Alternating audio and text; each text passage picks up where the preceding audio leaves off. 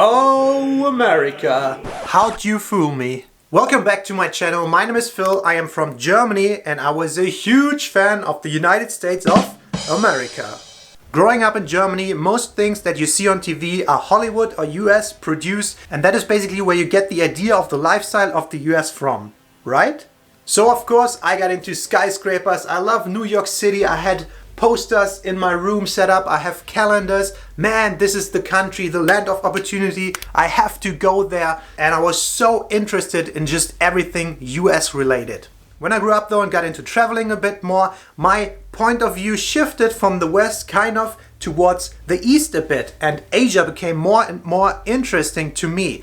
And if you know me, I traveled Asia quite a bit over the last 5 or 6 years, and I think it's amazing. The cultural differences are just bigger in this Asian culture towards our European culture than the US culture is to our European culture. At least that's what I thought. But I met my girlfriend who is American, and finally, for the first time in my life, I spent the last 2.5 months here in the United States of America.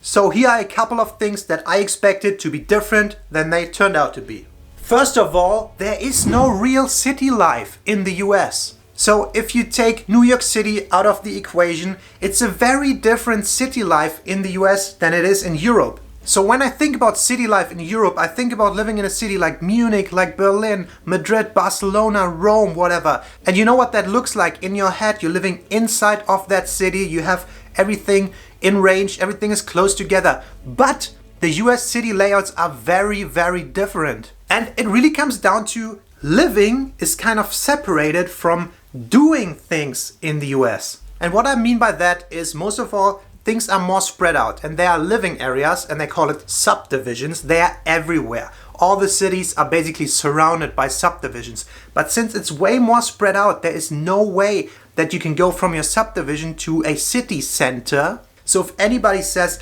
I am living in Atlanta, to a European's understanding, they most likely do not live in Atlanta, but they live in a subdivision somewhere outside of Atlanta. So it's very common that it takes people half an hour or an hour from your subdivision to go to a downtown center or even to a shopping strip or something like that. And if you put that in German terms, if I say I live half an hour to an hour out of Frankfurt, for example, that means I'm not living in Frankfurt. I could already be living in Mainz or in Wiesbaden. Or I live half an hour out of Cologne. I could already be in Bonn. It's a different city. So there is a clear separation in the US, and everything is kind of built to go outside of your subdivision, and the only way you can do that is by car. And that brings me to my next point. The infrastructure in the US appears to be a little worse than what I expected. So first of all, the street conditions are kind of mediocre, but they are okay. However, it's barely ever that they have any safety space on the side of the road. So your wheel is kind of like at the end of the road a lot of times. Then there's barely any public transportation. There are no buses, no trams, no trains. Everything is basically built to do by car. And if you don't have a car, you kind of have a problem here in the US. If you go out of your subdivision, you go out onto a little road, and then at some point, 10-15 minutes away, usually you enter a shopping strip, like a street, and all they have on these streets are food places, supermarkets, and other things to do. I have never seen as many restaurants in any country than I do here in the US. Most of them are chains. So having this many restaurants is kind of great. You have a great selection. Everything you crave is probably in driving distance, and it's right there for you to grab. So I really do like that, although it makes it a little bit harder for me to eat less. I also have never seen as much supermarkets in my life. I do not know how they stay in business because they are humongous. They have a huge selection of stuff. They're way bigger than anything we have in Germany, but they're kind of on the expensive side. So the bottom line of the separation between living and these shopping centers, the supermarkets, and everything being laid out for cars is, it's kind of a little bit of an impersonal lifestyle for me. And what I mean by that is, yes, you have everything you need in driving distance. Everything you need is there, but I kind of feel like I want a little bit more. And I think it's hard to describe, but I want to call it lifestyle. And if I think about lifestyle, think about a nice European city like Rome with flair, or something in Spain like Barcelona. You live there and everything you need is there too. But in between of that, there are people outside on the roads. There's a lifestyle to it. And here I feel like the lifestyle is kind of impersonal because everything is by cars, which means there's a big separation between people. And a little fact that plays into that, most of the cars have blackened windows, so you can't even look inside. So it's even more like faceless people driving around in their cars. Is that a weird thing to say? Because in Germany, at least with the clear windows, you can see the people inside and you can gesture like, hey, my friend. But if it's black and you never see the person, it takes all these faces away. Which brings me to a short third point. We're staying with the driving thing. The driving itself was kind of unexpected to me. The black windows, super unpersonal, big ass trucks everywhere. A lot of people drive these pickup trucks. It's a stereotype and I think it's true. I think most of them who drive them do not need them, because think about it, every person needs a car in the US as a means of transportation, and if you just need it to get from A to B and not haul a lot of things at all times, you don't need a big truck. I don't know, maybe these guys just have to show they're huge. And then the driving style itself, it feels a little bit more lawless. For example, usage of your blinker, your indicator is kind of limited. It's kind of more like go wherever there's space. Then there's overtaking on the right side, speeding, and people are on their phones a lot. I have to pay attention when I go back to Germany and see if it's gotten worse over the last 1 or 2 years. But people are on the phones all the time, and I think the dark windows play a role. You feel more private. Oh, nobody can see me, so I just do that. Another thing is douchey driving, and you would say, hey, in Germany,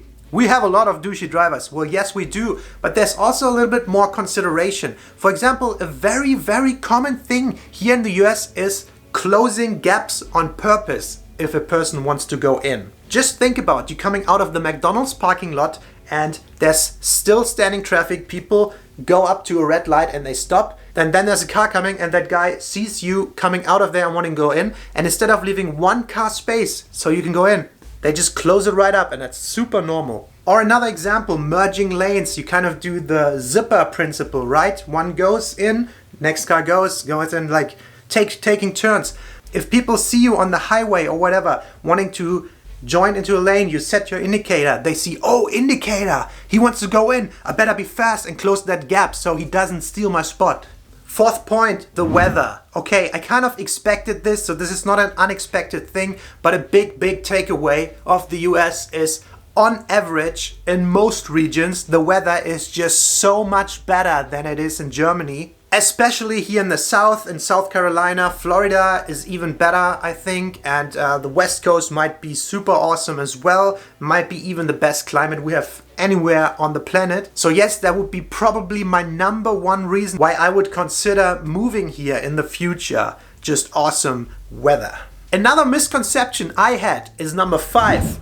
The way people speak. And before I came here, all my experience comes from Hollywood. You watch Friends, they speak very clear English. It's super easy to understand. You watch How I Met Your Mother. Same thing, Big Bang Theory. Hard vocabulary, but pretty easy to understand. I watch a lot of podcasts. You listen to Joe Rogan a lot. Yeah, he's very articulate, very nice and easy to understand. I meet people abroad and they're kind of okay to understand too. Maybe they make an effort to be more understandable to foreigners, but whatever. I came here, I came to Boston, and especially in the South, I have a very hard time understanding a lot of people. What my girlfriend sometimes uses is the word y'all. You all. Hey, did you all go to the movie last night? Did y'all go to the movie last night? And I always made fun of that. I thought that's a thing nobody says. I thought that's like slang that teenagers use to be cool or something like that. But here, South Carolina, everybody uses it. It's so funny. I mean, I can't really bitch about that because in Germany we have horrible accents as well. But yes, if you're anywhere outside of Hollywood, California, or wherever they speak the neutral English, the accents are strong and it's hard to understand even if you have a good English level. And whoa, I was kind of surprised by that. So last point, number 6. Going back to the driving culture again, my biggest misconception, what I miss from the US is just walkability. And I kind of blame Hollywood for that. everything you see on TV either takes place in Manhattan, New York, or they cut out all the boring parts. Even all the YouTubers all over the US, they show us doing awesome things, but they take out the parts where you have to drive long distances and the kind of boring life in those suburbs where you can't really do anything. Maybe you can go for a walk, but even the sidewalks might be missing. So walkability is the biggest thing I'm missing from the US, and I didn't expect it to be as bad as it turned out to be. So these were kind of the things that turned out differently than I expected from the US. I have to disclaim here, this is a totally subjective opinion here. I've been here for 2.5 months and I've only seen a tiny part of the US. I flew into Washington, DC. We moved around there a little bit. We went up to Boston and Massachusetts a little bit. Then we drove down to South Carolina and we're in Greenville right now. So all I've really seen is a part of the East Coast. I haven't even been down to Florida. I still think it's an amazing country and it's so big. I want to see every single part of it. So I really want to go explore more. Unfortunately, that was not able during this trip. We have a couple of videos from the US on our main channel, Deanna and Phil. The link is in my description or on my channel. Please check that out. So please don't take my opinion for facts. This is just my impressions that I had from the US so far. And we're gonna come back next year. We are hopefully gonna explore Florida. And of course, I want to see California at some point in my life. I would potentially move to the US from Germany, but first I have to experience a little bit more to make a good decision about it. Let me know what you think about the US, what was different than you expected, and also which is your favorite part. So thumbs up for the US, give me a subscribe, and we'll see you in the next video.